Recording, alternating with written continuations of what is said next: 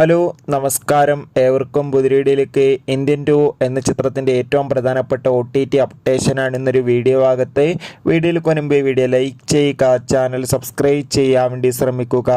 ശങ്കറിൻ്റെ സംവിധാനത്തിൽ കമലഹാസൻ, സിദ്ധാർത്ഥ്, പ്രിയ ഭവാനി ശങ്കർ എന്നൊക്കെ പ്രധാന കഥാപാത്രങ്ങളായ ചിത്രമായിരുന്നു ഇന്ത്യൻ 2.